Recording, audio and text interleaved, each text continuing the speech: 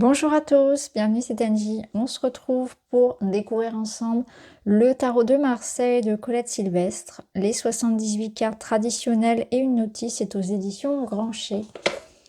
Le tarot de Marseille, expérimentez l'extraordinaire pouvoir de divination du tarot de Marseille grâce à ce jeu de 78 cartes édité en 1930 par Grimaud.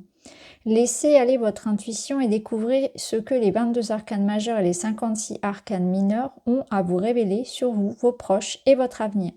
Donc ici dans ce coffret, on va retrouver donc les 78 cartes traditionnelles dans une pochette satinée et une notice donnant des clés d'interprétation de chaque carte et des méthodes de tirage. Alors allons voir tout de suite à l'intérieur. On fera la review complète des cartes. Alors le livret, je vais sortir les cartes pour commencer. Je vais vous montrer un petit peu à quoi elles ressemblent. Il est très beau, j'aime beaucoup la couleur. C'est rare d'avoir cette couleur. Je vais vous montrer les cartes. Donc on est sur un format un tout petit peu plus étroit, je pense, que le 7-12 du tarot. Ou alors c'est juste une sensation. Bon, c'est à peu près un format tarot. On est sur des cartes, voilà, des cartes assez maniables. Voici le dos. Elles glissent très très bien.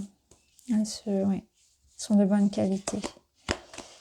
Alors voici un aperçu. On ira les voir tout à l'heure en entier. Je vais vous montrer un petit peu déjà.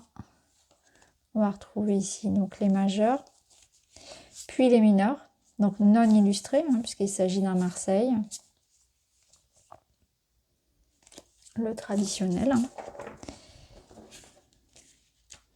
Alors, dans le livret, on retrouve donc une présentation du tarot. Quelques règles de base à respecter. Alors, je vais vous lire ce qu'elle propose. Séparer les 22 arcanes majeures des 56 mineurs. Les 22 lames majeures sont utilisées en priorité pour les tirages divinatoires. Les arcanes mineures viendront ensuite affiner les interprétations si cela s'avère nécessaire. Après avoir mélangé les arcanes, le consultant coupe le jeu de la main gauche, puis sort une à une le nombre de lames nécessaires selon le tirage choisi. L'interprétation doit se faire dans une atmosphère calme, un climat de respect, de rituel et sans témoin. Aucune lame ne doit être retirée du jeu et toute lame retirée du jeu devra rester à sa place. Le vocabulaire doit être apaisant. Il convient de faire preuve d'humanité en prenant le temps d'écouter et de comprendre le consultant. Donc là, c'est dans un contexte où on est face à un consultant. Quelques règles de base à respecter, rester impartial et ne jamais projeter ses propres préoccupations. Un jeu de tarot est un objet personnel, on ne doit pas le prêter. Le tarot est une invitation à l'action. Il ne doit pas, par conséquent, être pris pour un jeu ou un passe-temps. On doit aux cartes le même respect que l'on éprouve pour des objets chargés de tradition. Nul ne peut se permettre de s'en servir avec légèreté. Alors ensuite, on passe donc aux arcanes majeures. Et donc, on les a chacune leur tour décrite avec une signification. Bon, si vous ne connaissez pas encore le tarot, je vous invite à compléter avec un livre, par exemple.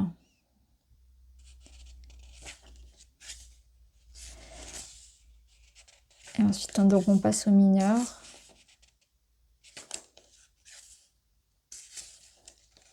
Voilà, donc pour chacune des lames, vous avez donc une signification.